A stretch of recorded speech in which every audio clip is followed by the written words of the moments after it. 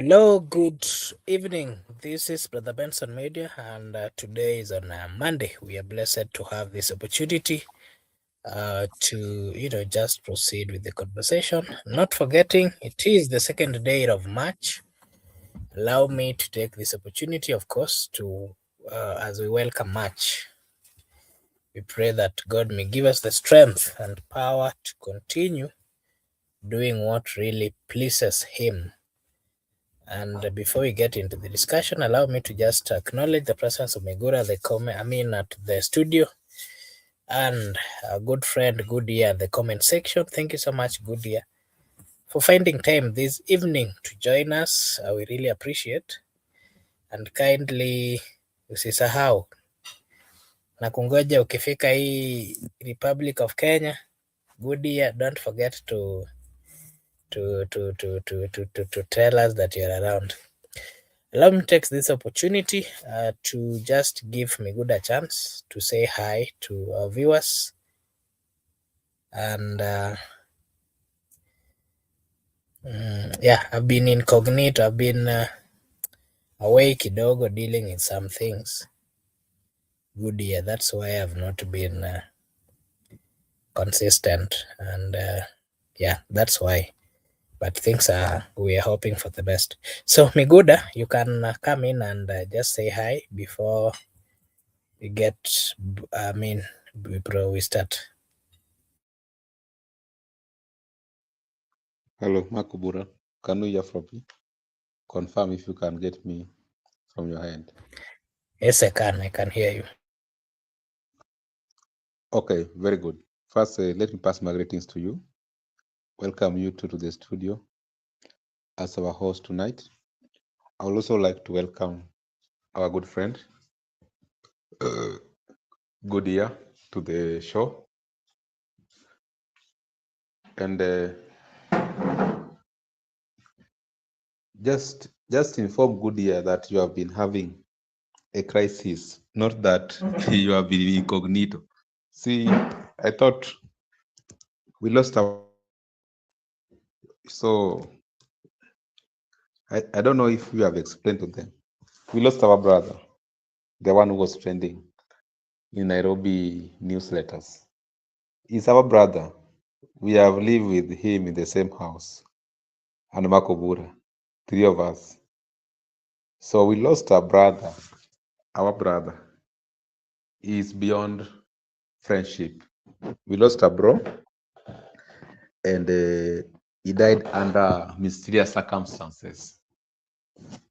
But we have been left without a bro, and that's why I think Makubra has been up and down, trying to put things in order. Anyway, I want to welcome each and everybody to the show.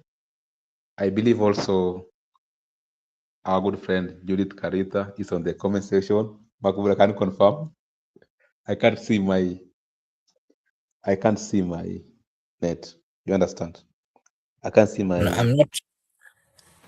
I'm not able to see her. I haven't seen her, but I can see our good friends. Yeah, Judith is here. Yeah. I think Judith was around. I can't see. I can't have my comment section. I am only I'm in the studio. So I want to welcome you people, and also just to inform you, things have not been easy. We have been up and down. Like I've told you, we lost our brother under mysterious circumstances, and Marco Bura has been up and down. Bro Benson has also been having some crisis. He also lost a cousin. He has been up and down. I've also been engaged in other things, but I'm always here for you people. We are here for you people. We will make sure that we are here until that time. We make sure we finish our politics. We will be here. This channel is here to stay. And Makubura, we can kick off. Okay. Thank you so much. Allow me once again to acknowledge the presence of Goodia. Thank you so much, Goodia, for finding time to join us this evening. Our good friend Judith Karwitha. Thank you so much, Judith, for also finding time to join us. Pal Press, thank you so much for finding time. I can see you're saying hello, brothers and sisters. Thank you so much. We really appreciate. Said, thank you so much. You can see you're saying hi, yes, hi at the comment section. We really appreciate. And just like, oh, not forgetting Shaima Hussein, our good friend, is also at the comment section. Thank you so much, Shaima, for finding time as well to join us this evening. We really appreciate. And so today I want to take this opportunity to just welcome you back to Brother Benson Media.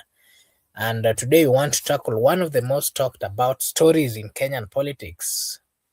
That is Edwin Sifuna, ODM Secretary General, and of course the Nairobi Senator, is actually currently rumored to be joining the United Opposition. And more importantly, Kenyan youths are rallying behind him with whispers of possible presidential bid in 2027.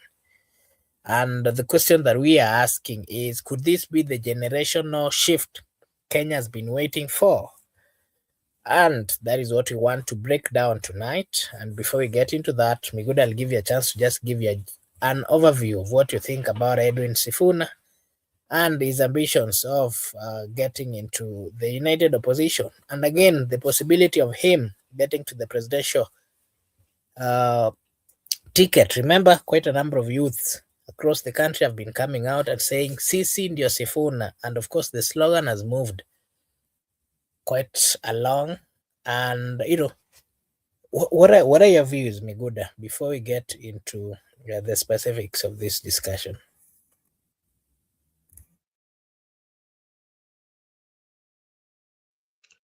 Okay, thank you very much. First, I also want to acknowledge Side. It has been a while before meeting Side. Also want to welcome Shaima Hussein and everybody. Hata mimi ndio Sifuna. Sisi ndio Sifuna. It is, I can just say that the young people have been lacking a representation because you find that most of the older generation, they have occupied power and they are not ready to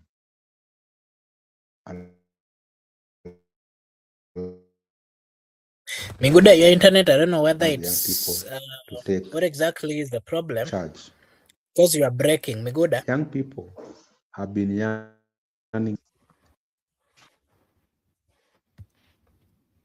Miguda, you are breaking. I don't know whether you can hear me. We can't hear you. Kindly fix your internet before we. You are not audible. Yeah. Sorry for that, our good friend Pal and everyone who is watching. As Miguda is fixing his internet, just an overview of what we are discussing. Of course, the issue of Edwin Sifuna set to join United Opposition. Of course, this is coming at a point where quite a number of youths across the country are saying that Sifuna should go for presidency. And of course, the slogan of Sisi ndio Sifuna, it's everywhere in the country. The question then that is coming is this a generational change? Remember, Sifuna is still one of those youngest politicians in the Republic.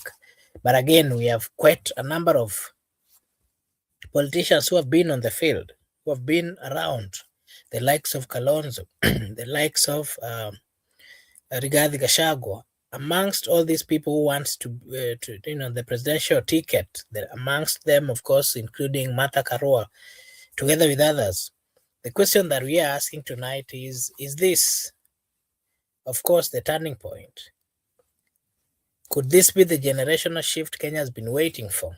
And how possible is it that young people would then get out to mobilize and possibly give one Edwin Sifuna a chance to lead as the president of the Republic of Kenya? As he is going to join this opposition, the question we are asking again is, how possible is it going to be? Will the likes of Honorable Kalonzo, Honorable Gachagua, Martha, and the rest, will they give him an opportunity to be the flag bearer of this particular opposition? What are the possibilities? Those, of course, are some of the discussions that we are having over here. And Judith, you can also join. I've shared a link at the comment section. You can just join and give us your take. Wewe kama Gen Z 001, what are your views? You can see you're saying Gen Zs are gaslighting Sifuna. Most of them awana kura. Those are part of the discussions of the challenges that we are giving our views on over here. And, as we wait for Miguda to come,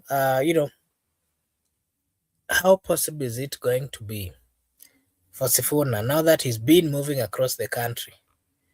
How is he going to find it? Together with this team, the Linda Wananchi, how possible is it going to be for them to manage and, of course, to get the legitimacy from the Republic of Kenya and especially the youths? Miguda, you can continue with the comments you're giving. I was saying that the young people have been looking for someone to actually lead them to transform the country or in the leadership. But this person has been missing in action when the young people were trying to identify or the leader ought to have emerged from the people. The leader never emerged. And when the leader never emerged, there were some young legislators who were in the mix-up of the old generation and the young tax, people like Sifuna, Babu, Barongo, Kibagendi, and many other people. The only old person there is James Orengo. So these people, when they decided to chart their own political path, it is very attractive to the young people because they have been also insisting on Linda Wananchi, protecting the people. So when they are protecting the people, the interest of the people, so it's somehow popular, it's liked across with the young people. They seems to be aligning the young people's thoughts, the young people's wishes, visions, and aspirations. So by doing so, you find out that the Team Sifuna is more likely growing its popularity.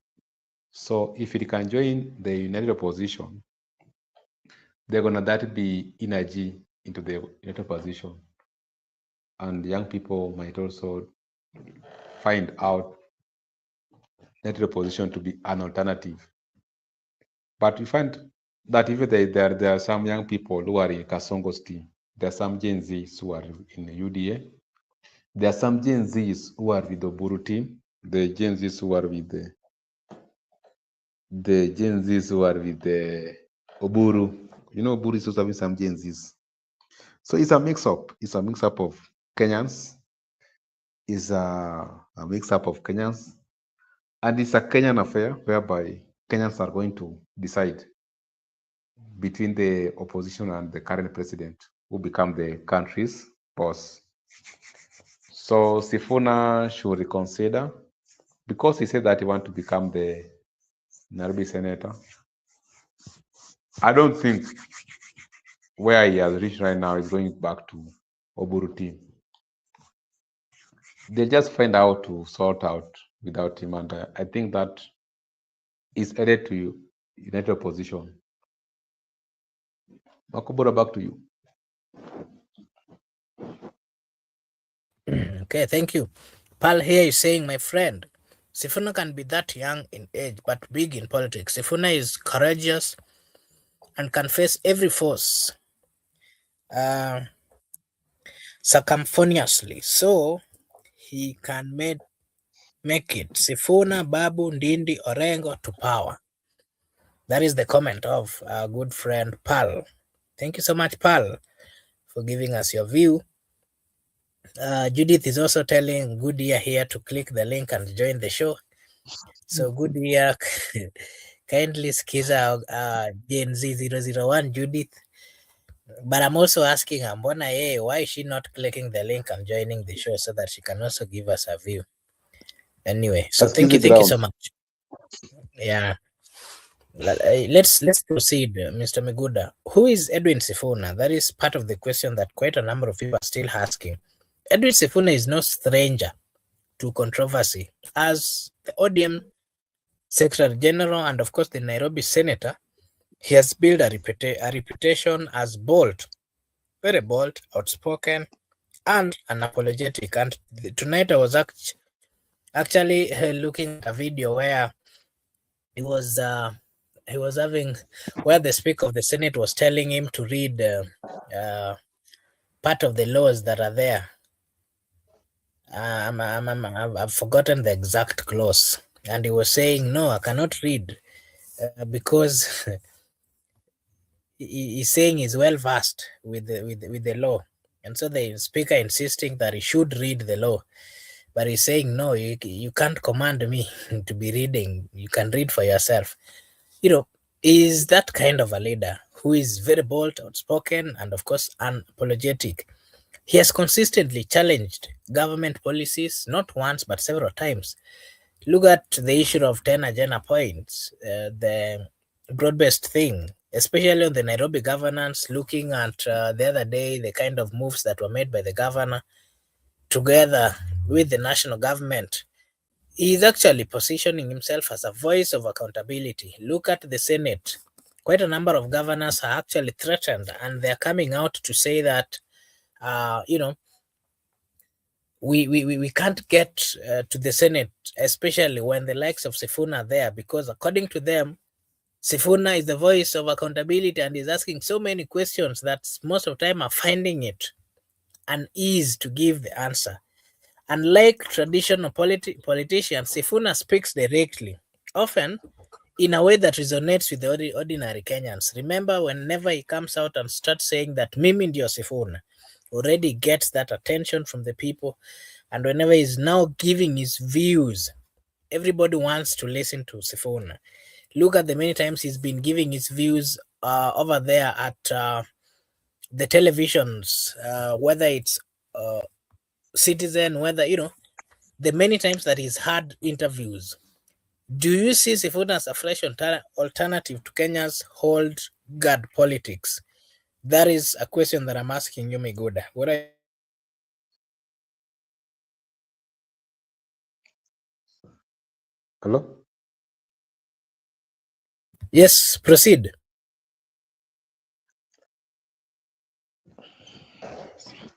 Sifuna might be alternative due to current dynamics in terms of courageous, in terms of well versed with the law, in terms of protecting people's interests, defending human rights, advocating for good governance, social justice, democracy. But also we have to give it a different angle because you understand Kenyan politics. Kenyan politics is not a theoretical politics whereby you read it from the book. There's practical part of it and the reality also. Kenyan politics has always been dirty. It has been a dirty one, and to an extent that some people can work out blackmails. Opponents can be threatened. Opponents can be killed.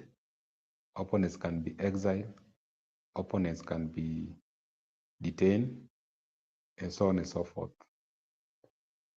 Sifuna must always be ready to undergo all those threats because the people who are currently governing this state, they are ruthless, they are very brutal, and they are bitter. And if you must face them, it requires someone who is bold, someone who must write history.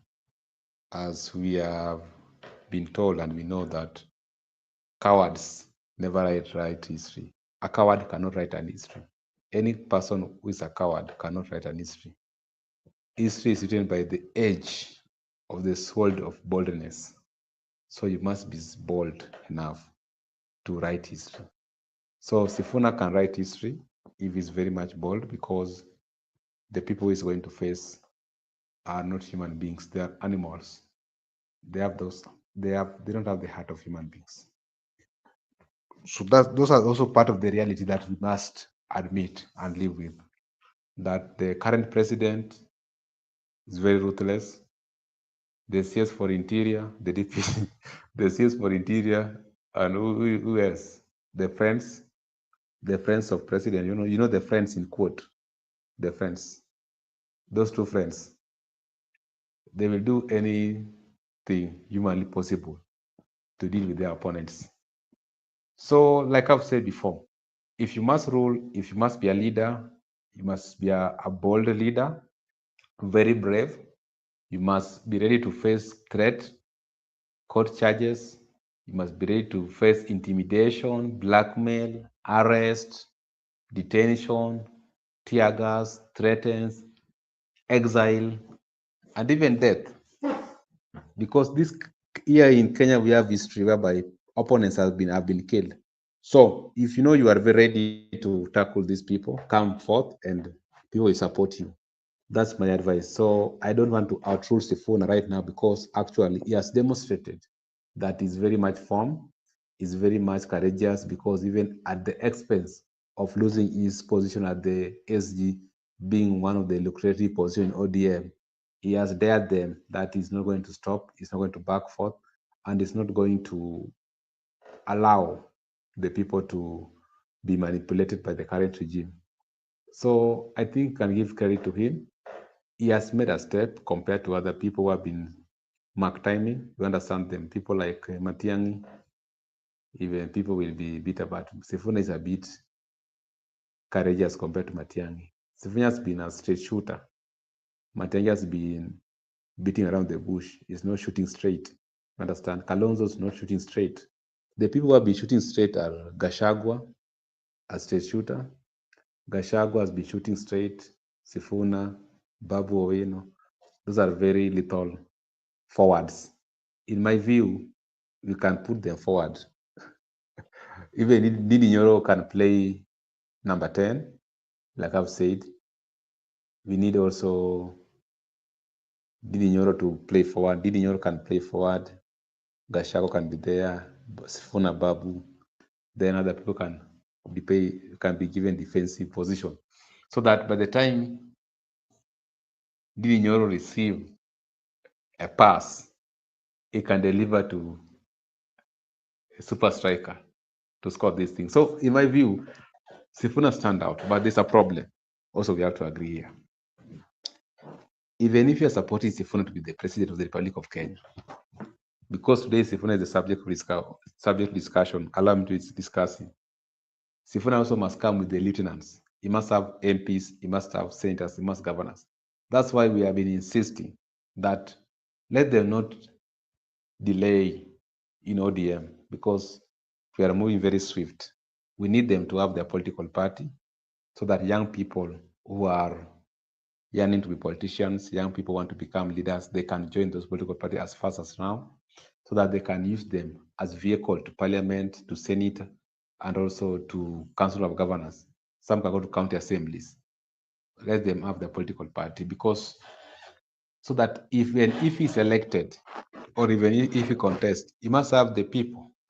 You can be elected the president today, but not have the MPs. What will they do? They will impeach you and impeach your deputy and impeach the speaker until they have their person in place. So they can impeach and impeach. So Sifuna must also make a very strong team from grassroots to national level. That's when we can bring him to discussion because the person is going to compete against all the people. You know what happened? When Gashaka was impeached, he went back, he retreated, then he started building from the grassroots. And right now, you find that the DCP is strong because he has been built for a quite long time. The same way Sifuna should just concentrate on his own political party and build it from scratch. And also, we still have time. Around December, he will be a force to be reckoned. So you cannot be a one man playing all this show. It can't be a one man show whereby it must be a teamwork. It must consist of many people. You need a team. And like I've told you, you also need quality players. the players must be quality in this team. And that's why I was proposing Didi Nyoro to be forward player. Babu should be forward player. Gashagwa should be forward player. Sifuna should be forward player. So that we can, who should, actually, Didi Nyoro can play a very significant role by giving a pass to the next president of this Republic of Kenya. And that's a very little ticket. That's a very dangerous ticket, whereby Didi Nyoro being a running mate for somebody in this country. If Didi Nyoro is not able to play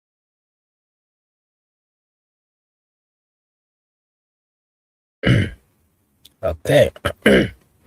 That reminds me of this comment from Pal, who was saying that my friend Sifuna can be younger in age but bigger in politics. Sifuna is courageous and can face uh, every every force circumferentially, so he can make it. And Pal here was saying that Sifuna, Babu, Ndindi, Orengo to power, and that combination, according to Pal, it can work perfectly well. Of course, with the combination of the other leaders, including Kalonzo, Gashagwa, Tembea, Eugene, with others, I also think that it can be a force that would make the president not feel easy. So Goodyear is also saying that as much as I agree with Sifuna, I don't think he's ready for presidency. We don't want someone who is going to learn on the job. It's not factory job. Okay. Yeah. And that is why we are saying, partly, that is why quite a number of people are giving their views and saying that combination with the likes of Babu, the likes of Ndindi, the likes of Kalonzo, if so, you know, the most important thing that I've ever learned is once you have a leader at the top, a leader who is able to give command, a leader who is able to give directives. I've seen quite a number of people who are not good at certain, whether it's things to do with building the economy, whether it is things to do with just good governance. But once you have a leader who is high-sighted, a leader who was who is future-oriented and knows exactly what is wrong and what is bad, a leader who can do away with corruption, of course, with the combination of others, so long as you have the best or the good person at the top, you will always manage. I think that has always been part of what we've seen. Maybe if you look at what happened in America, for example, Obama was more of a legislator in the many times that he was elected as senator. But look at the times that when he got to power, the people who surrounds you, so long as you on top, you're giving a good example, automatically, I think um, that would be followed by your juniors. Eric here is saying that Sifuna, Babu, Ndindi are the product of NIS. Having another strong force out of united opposition works better for Ruto. Let me cry. Ayatollah of Iran. Okay, that is a Nairobian giving his view. And Judith is saying, don't discuss a phone and forget high cousin, spear akakoa, ako ground, and is a movement. Okay. And okay. Goodyear is saying, Judith Karita 100%. Now Kenyans are living a moment. You remember the Gashagwa hype? Now there is no 100% mention. We have to calm down and reflect. Miguda, before you get into the other, just give your views on the comments that I've read over here. Okay, the comments you have read, I have no issue with their comments. I just want to conclude my point. I was saying the Sifuna factor or the Sifuna wave needs a team. It can't be a one-man show. Sifuna will not lead anywhere. He must have that team. You understand what I'm saying? A strong team, not just a team, but a strong team, whereby he must have different players who are quality to assist him to do whatever he want to do. And there must be a consensus.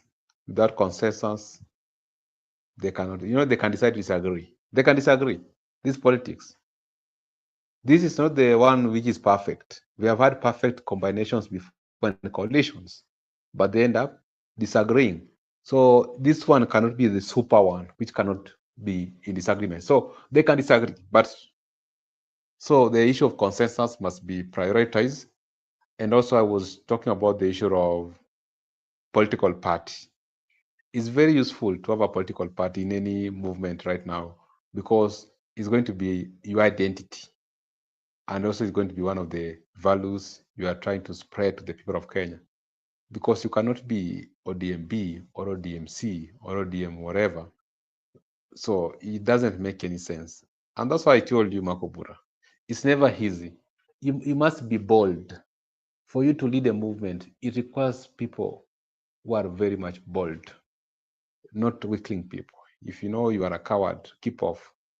There are some issues that you must keep off as because I've told you, this regime is very ruthless. And if you must face them, you must ensure that you're very strong. So, in my view, I can just conclude by saying minus teamwork, minus teamwork, minus political party, which is on net with young people,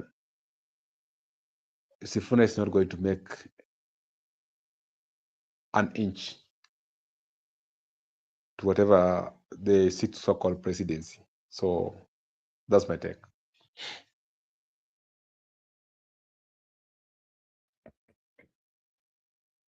Hey, Sifuna was secretly planted into a system with the likes of Nyong'o and Raila. And Judy is also elevating Didmas Baraza to checkmate him. Mm. Raila is camping in Mount Kenya at the moment. Good deal. Okay, thank you. Thank you so much. Our viewers at the comment section, we really appreciate your consistency and, of course, your engagement. And, I want us to get to the next. Kenya's opposition has been gathering momentum. Recently, mega rallies in Nakuru and other regions have brought together leaders like Kalonzo Musyoka, Martha Karua, Fred Matiang'i, and of course, on this other side, the Linda Wananchi team. We've seen them in Kitengela, we've seen them in Kakamega, and they're planning to move to other regions as well. Now, speculation is growing that Sifuna could join this coalition. This entry would not just strengthen the opposition's youthful appeal, but also raise questions about ODM's internal dynamic. Would this move unify the opposition or risk fracturing ODM further? Would Sifuna's presence energize the opposition or create a new division? Remember, he's also coming as the voice of young people. And remember, quite a number of young people are the ones who are pushing him. Migora, what would be your view? Would Sifuna's presence energize the opposition or create a new division? Oh, that's it depends, bro. It depends because you find out that there are a lot of dynamics currently. First, Sifuna, to me, Sifuna might not carry the entire youths along. Sifuna does not present the entire Kenyan youths' views. There are some youths who are also in disagreement with Sifuna. Not that Sifuna is carrying along all the youths. Those are the reality that we must also agree upon. Another thing, you find out that Sifuna might be SG for ODM. He might be speaking for the ODM youth by that time. Maybe he was representing the ODM youth's views, not the entire Kenya. Maybe he was not representing the UDA views because even UDA we have youths. Then right now, when he moves to opposition, the so-called united opposition, he might also as well lose the ODM youth constituents because ODM youths might decide now to vote for Kasongo and also subscribe to the school of thoughts of Oburu Odinga. So when he's going to leave his constituents and join the opposition, there's a section of youths is going to lose. In opposition, how sure are you that they have embraced him? Because in opposition also, they have their lineup. They have lineup. And what's your stake? In my view, Kalonzo is a major player. Rigiji is a major player. Matengi is a major player. Natembeya has been also a major player. At what role is he going to play there? Which jersey is he going to wear? Because to me, all jerseys has been exhausted. The only one left is his current position. Maybe you never know. What if tomorrow someone decide that in negotiation they decide to fill up a senatorial candidate in Nairobi? That's why I'm insisting on this issue that it's very much complicated. That you cannot identify that these youths belongs to Sifuna, this youth does not belong to Sifuna, or you cannot decide that the orange youths, all of them, have subscribed to Sifuna and they have done what we call mass exodus when Sifuna left. Or you cannot say that these UDA youths or this United Opposition Gen Z have embraced Sifuna's move to work with the opposition. Maybe there are some youths also wanted him just to be out of ODM to attack Ruto. At the same time, they wanted him to also to attack the United Opposition. Maybe they wanted him to be a lone ranger. So by him joining the United Opposition or Ruto, either way, you're going to lose massively the youth constituents. So up right now, we cannot end up by saying that Sifuna is the one carrying the flag for the entire Kenyan youth. That's a no. That's why we are going to be delusional. What I understand is that politics has got a lot of dynamics. There are different waves at a particular time, but right now, I'm still insisting from the word go. Teamwork. They needed to have a very strong team and a political party. By doing so, it will create or send signal to the younger people that actually these people are very much bold and they can take a course. They can chart a course and decide a course and move the course to the very end. But you cannot be in between that you are not subscribing to the current regime. At the same time, you want to join the opposition. At the same time, you are in conflict with your political party. What's your stand? You need to come out very clear that you are dissatisfied with the ODM issues. You are dissatisfied with the issue of, let me say, UDA. At the same time, you are dissatisfied with the disorganization of the opposition.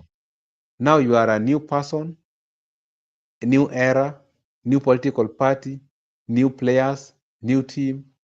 Then come out and decide and go to the people. The people should give mandate, not individuals.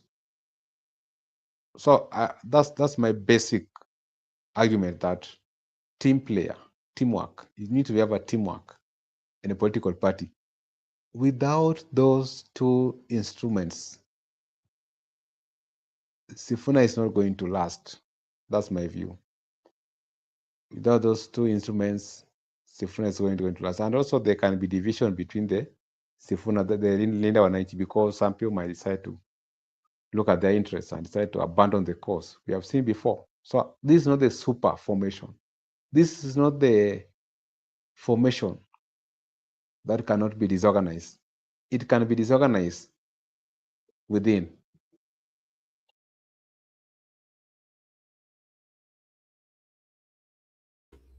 Okay, thank you so much, Migoda, for giving us your views, and I can see quite a number of good engagement at the comment section. We really appreciate.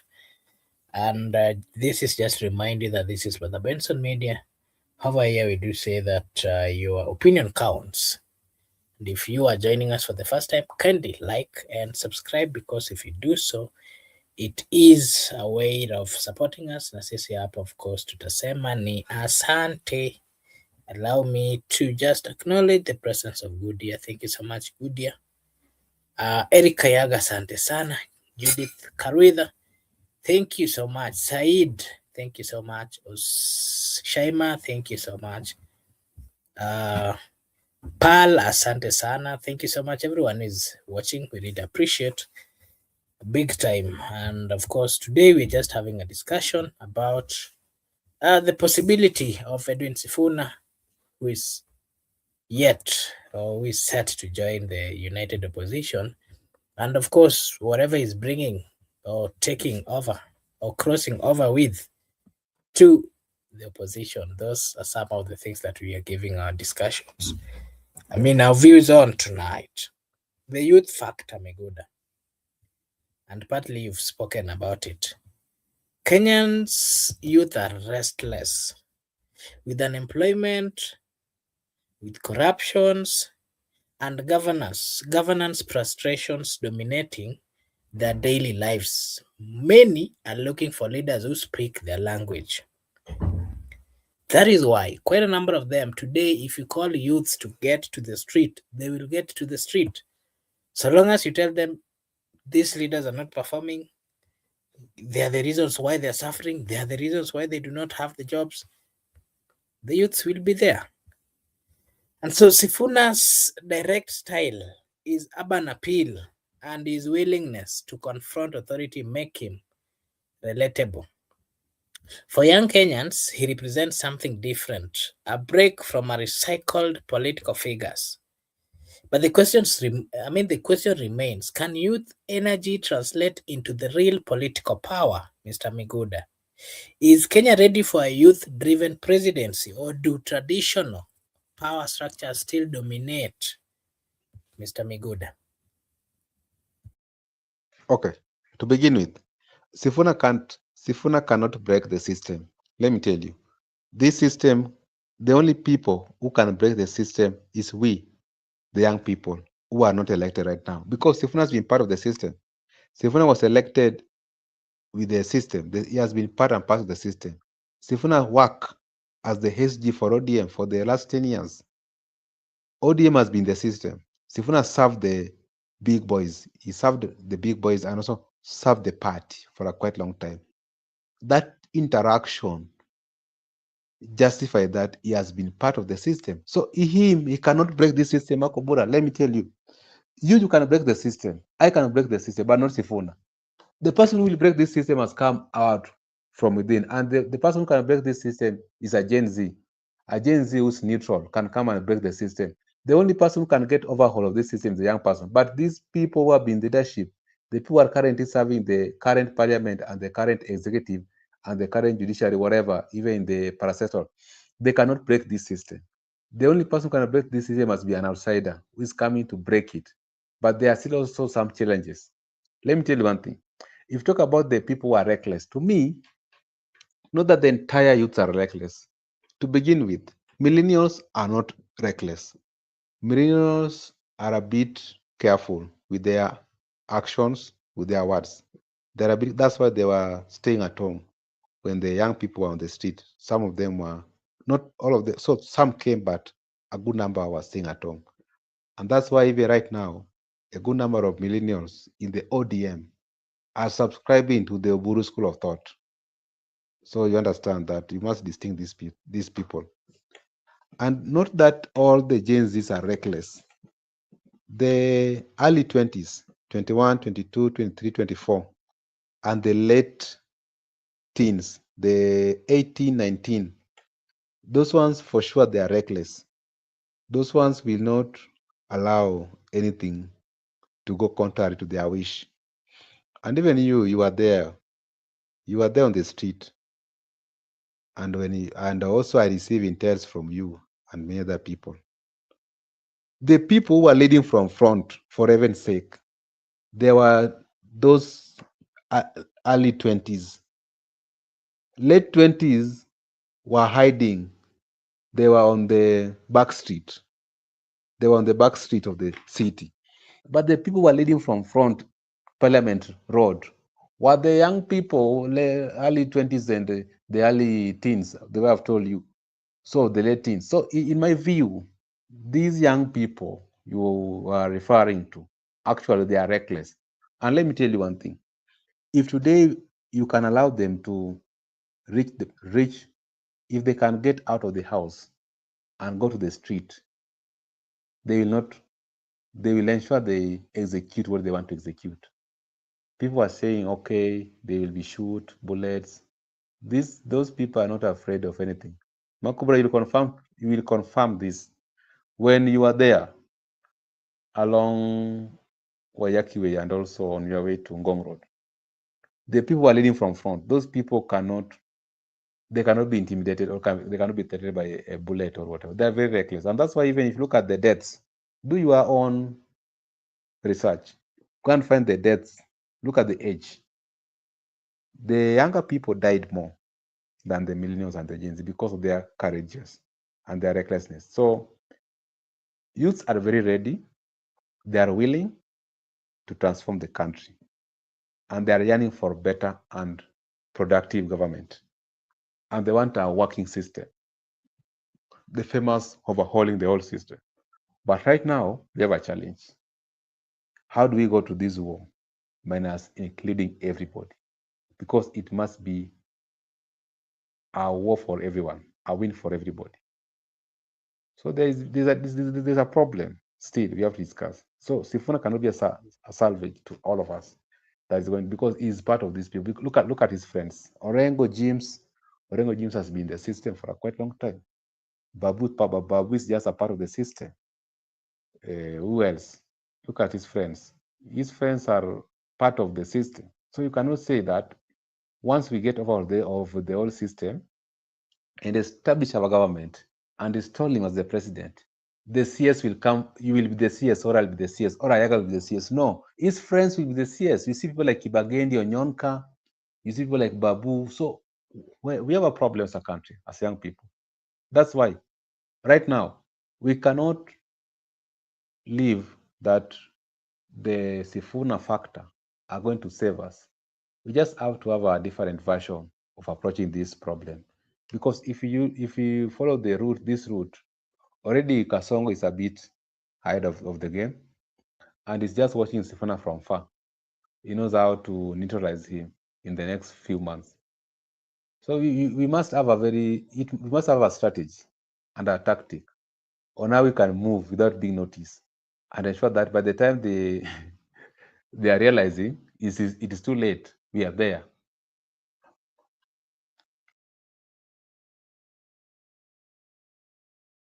Okay, thank you so much. And let's move to the presidency speculation. While Edin Sifuna has not officially declared his candidacy, the buzz around him is undeniable, Mr. Miguda. This strengthens. His strengths are clear: youth support, urban networks, a fresh image, but challenges remain. Remember, there's funding that is needed for these campaigns, alliances, consolidating alliances is not easy, and of course, navigating ODM's internal politics as they currently stand. If he were to run, his candidacy could redefine the 2027 general election. The big question is this realistic or just a hype fueled by youthful optimism? Would Sifuna's presidency be realistic in 2027 or this is just a hype, Mr. Miguda, in your own words? Okay, in my own words, I like that question. In my own words, I disagree and I agree with your statements. First, I disagree that you are saying that there is no capacity in terms of finance and logistics to fuel his presidential campaigns. I disagree. Politics is in the mind.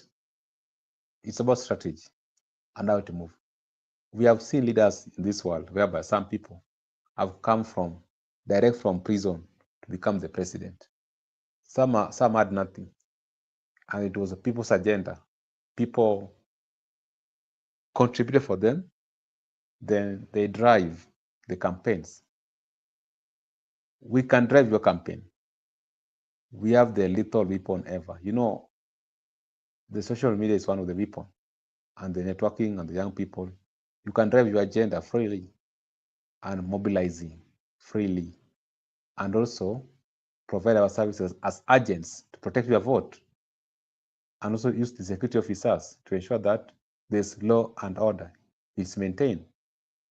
So this issue of finance is a just a mentality, yeah, game. It's a game of the mind, the mentality game. They just want to play with your mind that, oh, you are a young person, so you cannot contest. You are being ruled out. I disagree with that one. On the other hand, I agree with you that to me, the young people can make a change. Change can come, and change is very much possible because politics is about strategy. How do you strategize? And also, you can decide to. We can also redefine the politics of this country because there's a way it has been defined by the old guards. They want us to follow that route. You know, you are being put in a cage that for you to go to parliament, if you are in Luo Nyanza, you must be in ODM. And I disagree. That's why I support David Ochieng. David Ochieng also disagreed and said, I can go to parliament through MDG. And today is the Ugenya lawmaker with MDG, not ODM. I also disagree that I can go to parliament with independent. Today we have independent members of parliament in Kenya. So this issue whereby someone is defining for you your fate, that you must belong to this political party, you must support person. David Ochieng never subscribed to ODM and he was elected.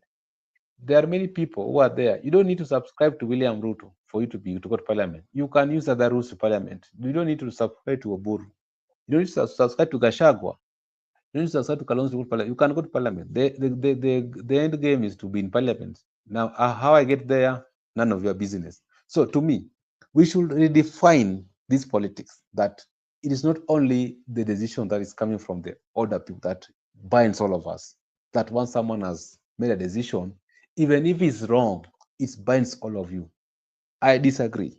I disagree. That's why in my own rights and opinion, I have disagreed with Oburu. And I'm not subscribed to this cloth because I believe also that the fact that somebody is old and wise, it can also be wrong. And that's why I've been having this issue of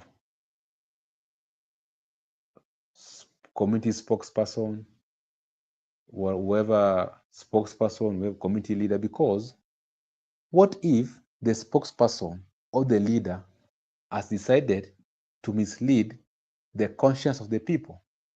The people might be interested to get rid of the current regime, but because you're the spokesperson or the supremacy of the community, you want to serve your own interests, you are taking the people astray. The fact that I'm your leader or your spokesperson doesn't mean that I can correctly advocate for your interests. So you find out that in these issues, in this Kenyan system, someone is a spokesperson, someone is a community leader, someone is whatever, be it youth leader. But sometimes he's not advocating for your own interests. Like in the case of Sifuna, who knows? Maybe he's not advocating our own interests, he's advocating someone's interest. That's the worst part of it. Someone is sitting somewhere, micromanaging you as a leader, then you are taking the people astray because someone has micromanaged you. Why can't it be a people-centered agenda whereby is a consultative? You consult your people, you engage your people, then you come that from the views of my people, from the people's interest, this is my decision. Not you are just making some boardroom decision, then you come, okay, you people, you are subjected to this decision, and this decision binds all of you. And anybody who is in contrary to this opposition, to this position, you are an enemy. You are now an enemy to the community. How? How have you come to that? How have you arrived to that decision? Let the people have their own freedom to expression. Let the people have their own rights to associate, to decide who to work with or who not to work with. Let the people have political rights, whereby I can be in Sonko's party. In fact, the Sonko is having a political party. I don't know ND what. I can be in Sonko's party, and I have no reasons to explain to you why I'm in Sonko's party. I also have no reason for you to explain me why you are in ODM or why you are in the DCP or you are in Jubilee. You are at liberty to do your politics. So this is what we are trying to say as young people. Why can't we redefine our politics?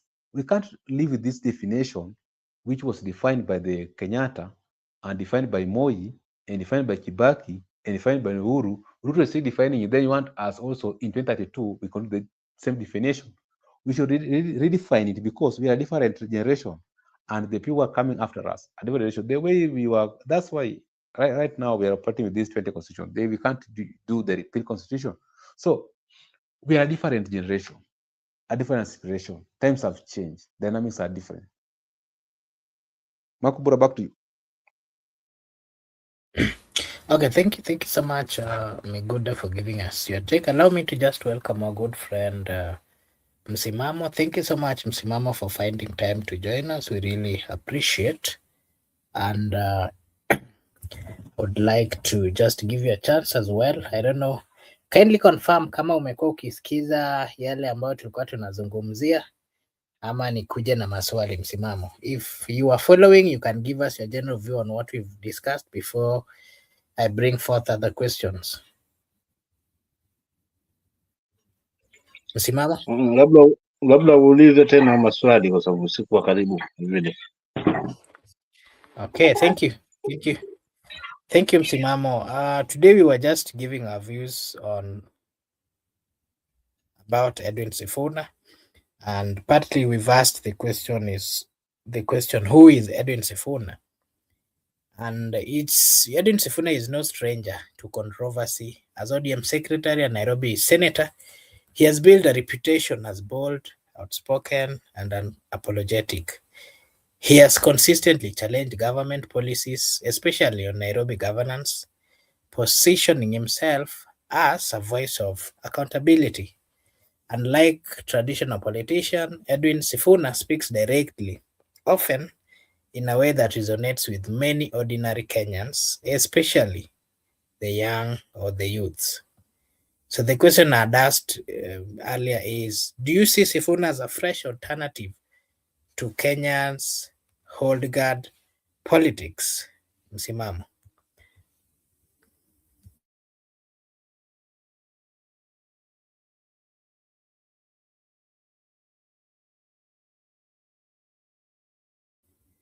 Msimamo. Asante. Swali lako lizuri, lakini kabla nilijibu, kwanza nimsalimie ndugu yangu hapo studio. Kwanza anza na wewe, alafu kaka yangu hapa, alafu wale wako kwa comment section wakiongozwa na ndugu yetu hapa Gudia na Judith. Sifuna kwa nini anapendwa? Kwa sababu bado anazungumzia lile ambalo mwananchi analitegemea, analihitaji. So unakuta kwa muda kidogo, lakini amekuwa na mashiko, hususu haswani kwa jamii yote ya Kenya, lakini haswa Gen Z. Maana ana msimamo, anamaanisha. Hajaanza leo. Nakumbuka ile siku wakiuliza askari, bwana wewe mbona unatupia tear gas? Na akamfuata mpaka ndani ya kituo atakapoingia askari. So huyu jamaa ni kitu ambaye kidogo, yani Mkenya anaona kwamba ana future, lakini kiukweli ni kwamba ndio mtu pekee ambaye anaendeleza legacy ile ya chama cha ODM kilichokuwa na baba, na baba alikuwa ni mtu wa watu. So kiukweli Sifuna karithi ka copy paste everything, tofauti na mwanasiasa yoyote ambaye yuko kwa ODM. Hata wengine akina Wanga, kuna Junior, akina nani wanajaribu, lakini bado hawezi vuta haswa organic ya umati haswa pa mahali So kwa kweli Sifuna ni kiongozi ambaye Sifuna atampa usingizi, atampa kama anamaanisha kikweli kweli, basi atampa wasiwasi kiongozi wa UDA, lakini na pia wale wa ndani wa ODM ambao tumewaona, kwa sababu nakuta sasa hivi kauli zimebadilika. Kama tutapata power hapo, tutabidi tutafute pande nyingine. Unajua, ndio ni maswali mawili ambayo bila shaka wananiuliza kwamba yanamregesha kwamba yote tisa, lakini kwa kweli ODM mwisho wa siku itarudi kule kule Sifuna yuko na kina Mzee Orengo. Kwa hiyo kiukweli Sifuna atabaki kuwa miongoni mwa wale ambao haswa wanapigiwa pato katika hili taifa kutokana na stance ambazo anazo, na pia kwamba yeye mwenyewe bado ni chipukizi, ni nguvu kazi mpya. So kwa hilo pia linamsaidia haswa na linampa mwananchi kuweza kumwamini haswa huyu Sifuna. Mimi hilo ndo langu, asante. Okay, thank you so much. Nikuda utangoja kidogo nimalizane na msimamo hapa kidogo ndio nirudi kwako. Atupe maoni yake kwa haya ambayo tulikuwa tumezungumzia. Msimamo, swali langu la pili kwako is we are seeing the united opposition movement and Kenya's opposition has been gathering momentum. Recently, mega rallies in Nakuru and other regions have brought together leaders like Kalonzo Musyoka, Martha Karua, Fred Matiang'i, Natembeya, amongst others. Now, speculation is growing that Sifuna could join this coalition. His entry would not only strengthen the opposition's youthful appeal, but also raise questions about ODM's internal dynamics. Would this move unify the opposition or risk fracturing ODM's further? The question I'm asking you, Msimamo, is would Sifuna's presence energize the opposition or create new division, as he will also be fighting for a space or for recognition or for party ticket? What are your views, Msimamo? My views ni kwamba hata maoni yangu mimi peke yangu ni kwamba kwanza aliweza kuamsha kwa kiasi kikubwa siasa ya opposition, united opposition, kwa sababu alikuwa bado amelala zaidi. Lakini sasa tangia afanye rali zake mbili Kitengela na Naivasha na kule wapi Kakamega, imeamsha mazima siasa ya united opposition, ndio tumekuta sana wao wameingia kwa fujo. Kwa hivyo ni ishara wazi kwamba Sifuna kuna probability kubwa zaidi hasa kuweza kuungana na hawa wengine ambao wana mawazo sawa na yeye, national opposition, kwa sababu wao ni one term na yeye ni one term. Kizungumkuti sasa kitarudi haswa, pengine mfano atumike sasa kama chambo kuweza kugawa kura za united opposition, pengine aseme mimi naenda kivyangu, sababu mmeona kwamba mimi napendwa na tosha, sasa kwenda kivyangu. So kwa kweli hilo litakuwa ni noma zaidi, kwa sababu litampa ushindi wa mapema bwana Kasongo. Lakini kimtazamo wangu wa waungane na united opposition kikamilifu,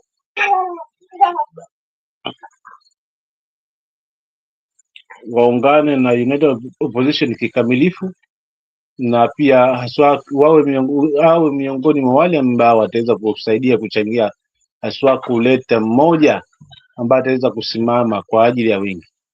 So kama pengine haswa wananchi wenyewe wataamua, tutaamua ni Sifuna, basi tutaamua ni Sifuna, tutaamua ni Kalonzo, tutaamua ni Kalonzo, tutaamua ni Matiang'i. Mwananchi ndio ambaye ataweza kuchagua who is the flag bearer for the team opposition, united opposition. So kwa hiyo katika hilo naomba, yani mtazamo wangu haswa ni ombi haswa kwamba ataweza kuungana hawa, lakini kama pengine ataona kwamba natosha mbavu, wacha mimi niende tafuta running mate wangu, tuende kivyetu, hatuko huku already, hapo itakuwa ni kugawanya haswa kura za Mkenya, na atakuwa hajatenda haki, na pia nadhani katika maarufu wake utaweza kushuka zaidi kwa kiasi kubwa, kwa sababu palipofikia ni mwananchi ni kwamba yeye haja yake kubwa ni kuona kwamba uongozi umebadilika mazima na kuondokana katika uongozi huu wa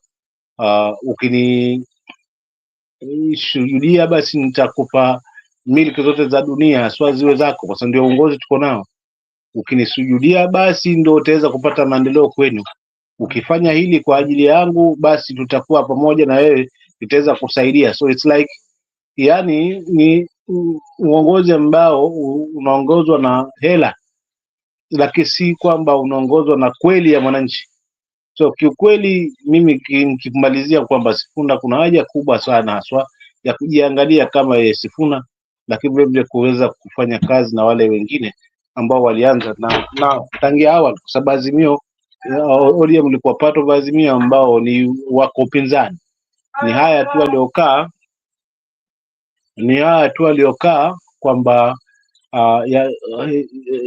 ya hawa expertise ndio waliweza kutofautishwa kidogo, lakini tangia wale Azimio inabeba ODM, inabeba na vyama vingine Wiper na kadhalika, so yuko nyumbani kwa United Opposition. So hayo ndo maoni yangu kaka yangu, lakini asitumike kugawa kura ambazo mwisho wa siku tutaweza kumpa ushindi yule ambaye tunapambana naye tukiimba ni one time. Asante.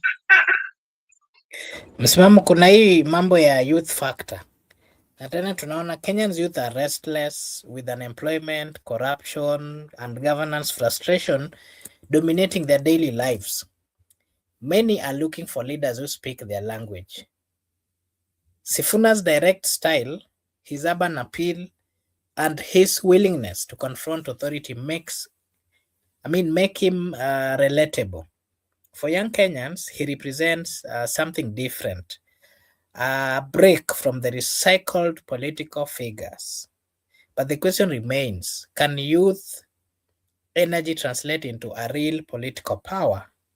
Is Kenya ready for a youth-driven presidency, or do traditional power structures still dominate? Msimamo, utatupea maoni yako on that, and then also unaweza unganisha na the presidency speculation, where while Sifuna has not officially declared his candidacy, the buzz around him is undeniable. His strengths are clear: youth support, urban network, and a fresh image. But challenges still remain. The issues of funding, elections, and movement alliances. He has to appeal to the other political parties for support, and the navigation, and of course navigating ODM's internal politics. So if he were to run, his candidacy could redefine the 2027 general election. The big question is this realistic or just a hype fueled by youthful optimism? Would Sifuna's presidency be realistic in 2027, or this is just a hype? Msimamo?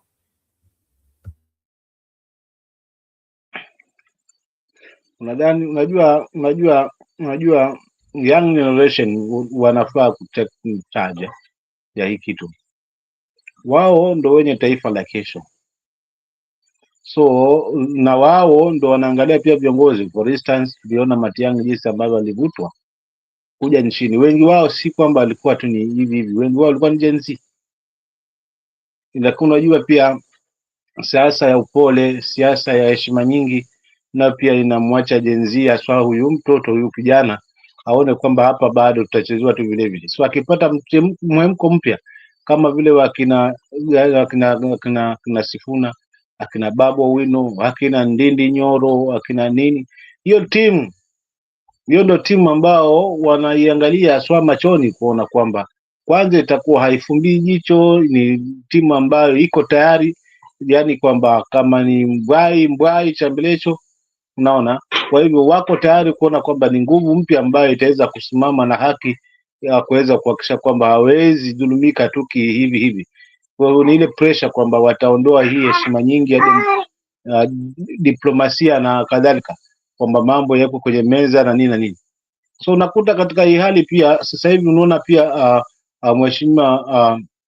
mheshimiwa huyu kiongozi wa Jubilee ambaye ni Matiang'i, naye pia sasa hivi amebadilika, anazungumza mambo sasa hivi kufika mahali ambapo kunahitajika, lakini utakuta sasa Sifuna ndo ameteki anga.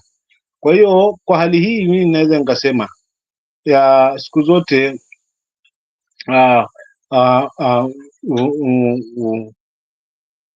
mwozesha mnyama ni mwenye mtego. Sasa kiwa ataendelea kufuatilia mtego wake huu kwa njia ambayo haswa ina heshima yake na kustand bila kugeuka wala bila kuwa kibaraka wa upande mwingine, kwamba yupo tu kuweza kuchafua zile kura, kisha mwisho wa siku aungane haswa na kule ambako siko, basi kama atasimama na hapa na nguvu kubwa 2027 haswa akuwa haswa mgombaniaji na ana uwezo wa kupewa hii, maana amedhihirisha jinsi ambavyo ametangamana na watu, jinsi ameleta crowd, jinsi ambavyo anazungumza, ana mbavu za kuwa haswa akiongoza 2027. Sina mashaka naye kabisa mimi kimtazamo wangu, lakini vile vile pia Gen Z wanahitaji mtu ambaye he's a young tax, mtu ambaye ana nguvu mpya haswa kukabiliana hii. Nadhani hapo ndipo kwenye huo tofauti wa kaina ya yeye na hawa wengine ambao ni viongozi wa upinzani, kutokana na wote wanaimbia kitu kimoja, lakini je, generation ambayo ipo sasa hivi inamhitaji mtu wa namna gani? Lakini pia hasa wazee ama vizazi haswa vile ambavyo vipo sasa hivi wanahitaji mtu wa namna gani? Mtu ambaye ana nguvu, ana power, ana passion ya kuweza kupeleka haswa hili taifa mbele. Sawa sawa, tuna chama cha ODM kulikuwa kinahitaji young task kuweza kukipeleka, lakini sasa kile ilivyo, unajua kwenye safari ya mamba kenge wapo, unaona sasa ndo kuna huo mgawanyiko, hawa wanafungu hili wale wanafungu lile, but anyway yote tisa, kiukweli Sifuna na mbavu anatosha kabisa kuweza kuwawakilisha haswa young generation ambao ni Gen Z 2027, na si Gen Z tu but the whole taifa wana uwezo haswa na nafasi bora zaidi ya kuweza kupewa haya mamlaka kutokana na jinsi ambavyo misimamo yake, jinsi ambavyo amesimama pale Senate, jinsi ambavyo ameweza kusimama tangia uhai wa mzee Raila Odinga, ndiye akisimamia jambo basi hajabanduka. Hiyo ndio inampa nguvu zaidi na kuonekana haswa miongoni mwa wale ambao haswa wako mstari wa mbele haswa kupigiwa pato 2027. Asante.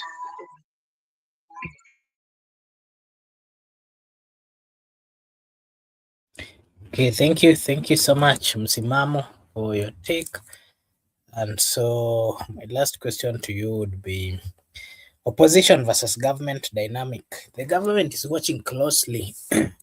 Sifuna's critics of Nairobi governance have already made headlines, and his rising profile could make him a target of political pushback. But this also positions him as a potential face of accountability and reform. If he joins the united opposition, his role could be pivotal in shaping the narrative against the government. The question I'm asking you, Msimamo, is do Kenyans trust opposition leaders to deliver change, or do they see them as part of the same system? Msimamo, you can give us your take on that and your final remarks as well. Can you ask me that question again? That united opposition what? Okay, thank you. I'm asking, do Kenyans trust opposition leaders to deliver change, or do they see them as part of the same system?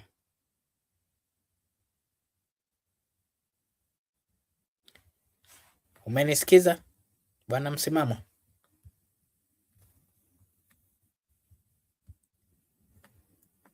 Msimamo, umenisikiza? Umepata swali? Swali umesema kwamba labda united opposition unaona labda wana mbavu, sio kama inamaanisha hivi kwamba wana nguvu ya kuweza kuleta mabadiliko ya 2027 pale debeni, sio kama linamaanisha hivyo ama alikuwa linamaanishaje? Ndugu yangu, najua kizungu chi mdomo yetu chie. Sijali, hata nikafafanue vizuri. Aha. Let me just give you an explanation bit on this first. We are seeing the opposition, of course, versus the government dynamics. And we're also seeing the government is watching closely. We are seeing quite a number of Sifuna's critics, the likes of Jalango and others who wants to be also senators. They have made headlines in Nairobi governance and of course in quite a lot. But we're seeing Sifuna's Sifuna is rising, his profile is actually being built. Could this make him the target of political pushback? But this also positions him as a potential face of accountability and reform. I'm trying to say that we've seen, just like I've given you an example, the likes of Jalang also targeting his position. They are being either financed or being brought forth to fight Sifuna. But they are making headlines here and there. But remember, Sifuna has been known and his profile is being built because he's been speaking about reforms, about accountability. And that again, is building his profile. So the question here is, or the explanation here is, as Sifuna is building his profile, as Sifuna is fighting for accountability, as Sifuna is fighting for reforms, if he joins the position, his role could be very important in a way, because remember, opposition also wants somebody who will fight for things to do with accountability and reforms. Of course, this they will be doing against the government. But remember, we also have a government that whenever you come out to criticize them, they will always also find a way of trying to fight you. And, we've seen some of them are being stopped or blocked from doing or getting into their normal operations. So the question in Kuliza is, do Kenyan trust opposition leaders to deliver change? Or do Kenyans see the opposition as the same part of the system? Asante. Asante. Wakenya bado wanaamini kwamba United Opposition wataweza kuleta mabadiliko, na hilo lipo, si kwamba halipo, kwa sababu hakuna uhaba pale wa viongozi ambao wanatija pande ule. Kwa hiyo matumaini ya wengi ya Wakenya wanaamini haswa, kwa sababu ukiangalia rali zenye ambazo sasa hivi zipo, mabadiliko ya hafla yenye yapo, jinsi ambavyo watu wanakusanyana pale organic, si ile kwamba lazima watu wabambanye magari yalete kutoka kule walete huku watoe na uniforms na nini na nini na nini. Sasa hivi yani kwamba patu kubwa ya Wakenya ni wale ambao wanatoka wenyewe bila hata kushurutishwa, kutokana na wanaamini kile ambacho United Opposition ama viongozi wa United Opposition wako nacho, na naamini kwamba kuna viongozi pa the likes akina mzee wetu Kalonzo, the likes akina Matiang'i, the likes akina my party leader haswa, especially my party leader haswa Martha Karua, na masuala na sheria ambayo sasa hivi tunakosa. So kule kuna matumaini mengi ya Wakenya, kwa sababu haswa kwamba wako viongozi ambao wanamaanisha, wako na sifa, wako na mengi waliofanyia kwa ajili ya ile taifa. Na Matiang'i masuala wakati wakiwa kwa usalama na wakiwa kwa elimu, so hakuna uhaba pale. Matumaini ya Wakenya yote yako kwa United Opposition. Ndio maana hapa nikatangulia kusoma kwamba kwa sababu huyu naye ni mwanamageuzi, ni mtu ambaye anaendelea haki, hafai haswa kuenda tu hivi kivyake, anafaa kuungana hawa wengine ili kusudi haswa kuhakikisha kwamba wanazidi kuleta haswa umoja na uwiano wao pamoja, na kutengeneza hii azima ya one time kuwa a real thing, kwa sababu tayari kwa mwananchi ni ile kwamba tu sasa hivi waache kuvutana mithili ya ngome, kwamba sisi watu wa hapa kama hatutajaliwa na hili, kama nilivyosikiza haswa baadhi ya kauli kutoka kwa viongozi kule wa Kakamega ambao sasa hivi ni kama wanamchimbia Sifuna sasa kwenye kaburi. Lazima sisi this time around sisi kama Sifuna lazima survive for president, bila hivyo so unakuta kwamba wana ile kwamba wanaweza, kuna wengine watazuka kuweza kuona ni wenzetu haswa, lakini mwisho wa siku ni wenye ambao ni waharibifu, wako kwa upande wa pili ule. Kwa hivyo ni kama wamekuja tu kusukuma na kugeni kile ambacho kinaendelea huku, lakini wako kwa the other side. So kwa kweli mimi sina shaka kwamba Wakenya wana matumaini makubwa kutoka kwa United Opposition, kwa sababu viongozi wenye tija wote wako upande ule. DAP yuko kule, Gachagua yuko kule,